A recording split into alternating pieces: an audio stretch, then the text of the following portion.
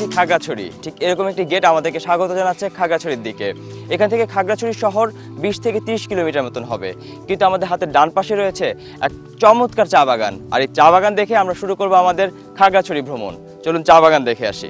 ছিপছিপে বৃষ্টি সাথে নিয়ে ছুটে চলেছি খাগড়াছড়ির পথে। শহরে পৌঁছবার আগেই এই জেলার প্রবেশদ্বার রামগড়ে এসে থামতেই হলো।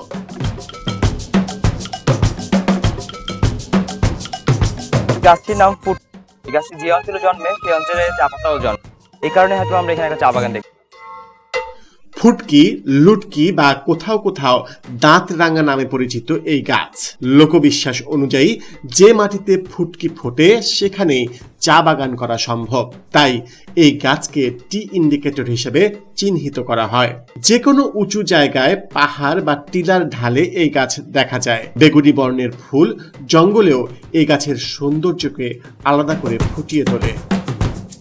এই গাছের আবার বেশ ঔষধি গুণও আছে। এত সুন্দর একটা চা বাগান না দেখে এখান থেকে চলে যাওয়া মানে অনেক বড় কিছু মিস করা।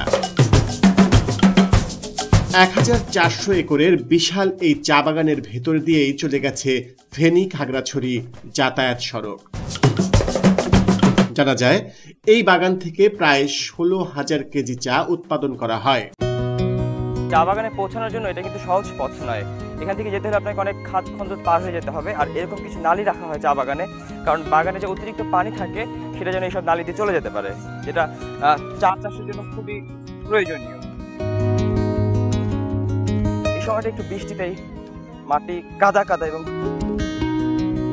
তারপরে আমরা চেষ্টা করছি এই পথ দিয়ে ওঠার। Successful finally. 1917 সালে প্রতিষ্ঠিত এই চা বাগানের 1400 একরের মধ্যে চা প্লান্টেশন রয়েছে 800 একরের। কিন্তু একসময় অব্যবস্থাপনার কারণে বাগানটি রুগ্নপ্রায় হয়ে লোকসানের কবলে পড়েছিল এবং বন্ধ হয়ে যাওয়ার উপক্রম হয়েছিল। পরবর্তীতে পেড্রোলো গ্রুপ এই বাগানটি কিনে নেয় এবং তাদের সঠিক পরিকল্পনা ও ব্যবস্থাপনায় এটি আবার তার গতি ফিরে পেয়েছে।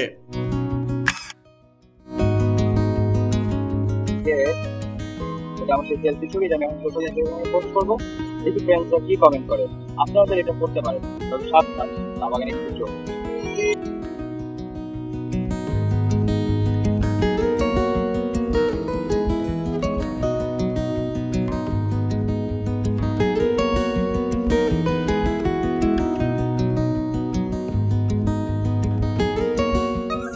চা নিয়ে চীনের একটা প্রচলিত গল্প আছে। চীনের এক মনীষী ধ্যানমগ্ন থাকতেন, আর তাকে বারবার ঘুমে আচ্ছন্ন করত, আর সেজন্য তিনি তার চোখের পাতা কেটে ফেলে দেন মাটিতে, আর সেখান থেকে উৎপাদিত হয় চা। এমনটি গল্প চীনারা প্রায়ই বলে থাকে চা নিয়ে হাসি তামাশা করতে।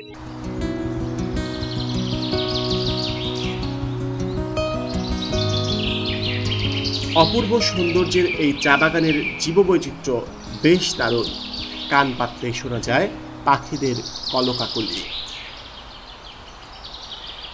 এখানের পরিবেশটা এই মুহূর্তে বর্ণনা না করলেই না। ঝিরিঝিরি বৃষ্টি পড়ছে, পাতাতে একটা আওয়াজ তুলছে, চারপাশে নানান রকম পাখির কলরিত মুখরিত শব্দে সব মিলিয়ে একটা চমৎকার আবহাওয়া। নিজে না আসলে এটা অনুভব করা যাবে না।